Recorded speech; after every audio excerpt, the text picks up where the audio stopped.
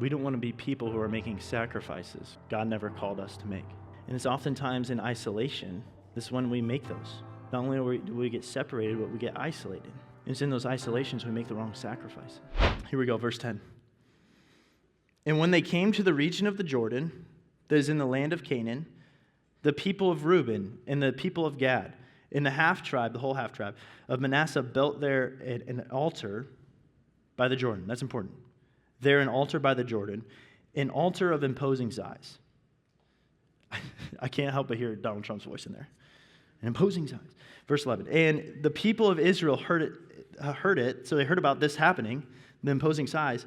And behold, the people of Reuben and the people of Gad and the half-tribe, the whole half-tribe of Manasseh, have built the altar at the frontier of the land of Canaan, in the region about the Jordan, on the side that belongs to the people of Israel. And when the people, here's the conflict, when the people of Israel heard of it, the whole assembly of people of Israel gathered at Shiloh to make war against them. Okay, I have this word written next to this. It says, why? ? So these guys, they get sent off to the place where they're supposed to go, and they're like, hey, let's build this altar. And so they build this altar, and the rest of Israel hears about it, and they're like, well, that's not good. And so they gear up. They get ready for war, what they had just been doing, and now there's this civil war that's about to happen. Yikes. Like, that's not good. They had war against the enemy, and now they have war against themselves. They're a departing people, but how can they be united together? Well, here's the thing we need to understand about altars. I don't think we have them really today, which is probably good, but altars, they're synonymous with sacrifices. You don't build an altar if you're not going to make a sacrifice to it. And so Israel, they're like, whoa. You're about to build this altar of imposing size. And you're building this thing, that only means that you're going to be sacrificing things on it. You're making sacrifices there. And so they're like, dude, this isn't great.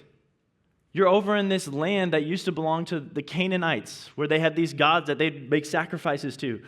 Are our brothers and sisters, these other tribes, are they about to separate from us? And now in their isolation, about to make sacrifices to false gods? That's the question that they're asking, like, oh no. Like, has the enemy come within? Exactly what Joshua feared about, the spiritual attack. Is it happening? And they're like, oh no, we need to go confront this. Our friends, these other tribes, they're about to separate from us, but also really separate from us. And so you're like, why would they wage war against themselves? Well, to them, man, war was necessary in this situation. Because they're like, man, dude, following God's a team sport. If you guys go down, we're going down. If you break the covenant, we break the covenant. Because Israel, as a nation, they have a covenant with God, that He is theirs and they are His. And so when one of the part of the team goes down, they all go down. And so they're like, dude, we can't let that happen. And so they suit up for war and they go confront him. And so to summarize a big chunk of text here, verse 13 through 20, Israel, the rest of the nation, they're like, dude, we got to go check out what these tribes are doing. They're building this big altar, this imposing size. And so they go, and they're suited up, and their spiritual leader, Phinehas, the son of Eleazar, the priest, he goes with them to confront them about this altar. And so they show up, and they're like, it probably sounded a lot like this. It was like, hey, bud, what are we doing here? Like, what's up with this, kind of altar thing? Kind of crazy, huh? Altars are kind of crazy. And he's like, altars are for sacrificing. This is probably what Phinehas sounded like. Altars are for sacrificing. Do you guys remember where we make sacrifices? Not at this altar. We got another one. And so they kind of come up, and they're like, dude, you guys are doing a big no-no here. And not only that, he brings up people. He brings up situations.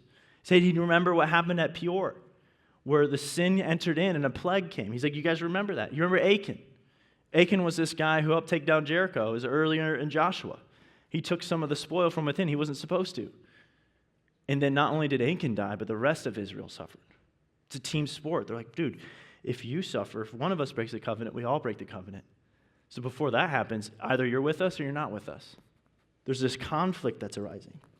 Really what they're saying is, what Israel, Phinehas, these guys are saying to the rest, it says, do not make misguided or make sacrifices you don't need to make. They're saying, hey, you're making the wrong if you're building this altar, that means you're probably going to make sacrifices to it. So don't make a wrong to sacrifice. Don't make sacrifices God never called you to make. That's what these people are saying. So this conflict, right, the application for us, especially when you think about sacrifices, especially when you think about following Jesus, in the same way they're saying, hey, don't make sacrifices God never called you to make. For us today, we don't want to make sacrifices God's never called us to make. We don't want to be people making sacrifices of our sexual purity on the altar of lust, or sacrificing our family on the altar of work, or sacrificing integrity on the altar of money, or sacrificing the character of our spouse on the altar of pride. We don't want to be people who are making sacrifices God never called us to make. We don't want to make the wrong sacrifices. And it's oftentimes in isolation, this is when we make those. Not only do we get separated, but we get isolated. And it's in those isolations we make the wrong sacrifices. And so for Israel, the covenant, right? The one they hold with God, it's a team thing. It's a team sport. To be faithful to God for them was a team thing. So if one teammate goes down, the whole team goes down. But y'all, it's the same thing for us. Like following Jesus, it's a team sport. Like we're together in this. Paul, he's a writer in the New Testament. He talks about this a lot in the book of Ephesians. Ephesians 4, 1 through 5. I want to read it for us. Help you see this. This is the beautiful reality of the church, that we're all part of the same body, that he is the vine, we are the branches. We're all part of the same body of Christ. This is what Ephesians 4 says. I, therefore, a prisoner, talking about Paul, urge you to walk in a manner worthy of the calling to which you have been called, with all humility and gentleness, with patience, bearing with one another in love, eager to maintain the unity of the Spirit in the bond of peace. This is what I want you to see. Verse 4, there is one body, one Spirit, just as you are called to one hope that belongs to your call, one Lord, one faith, one baptism, one God and Father of all, who is over all and through all and in all. And not to go crazy deep here in this theology of being a part of the body of Christ, but it's a team sport for us. We're all in this together. I think there's a Disney song about that. Molly loves Disney. I've heard a preacher say this once. There's no such thing as personal sin. There's no such thing as personal sin. Think about that. It's like, I thought all sin is personal. This is what that means. There's no sin that only affects you. Every time you make a wrong sacrifice, every time you sin, not only does it affect yourself, it's going to affect other people. It's a team sport. Because in reality, every time we sin, right, it's not just us. Like at the least of it, maybe my sin doesn't directly affect you because I didn't directly sin against you, but it does directly affect me, and so you get less of me because of that. Like our sin always affects each other, so in a sense, there's no such thing as personal sin. Because following Jesus is a team sport. And so to conclude this part, this flow of the conflict, how do we be a departing people fully united to him? Well, we keep ourselves from making the wrong sacrifices.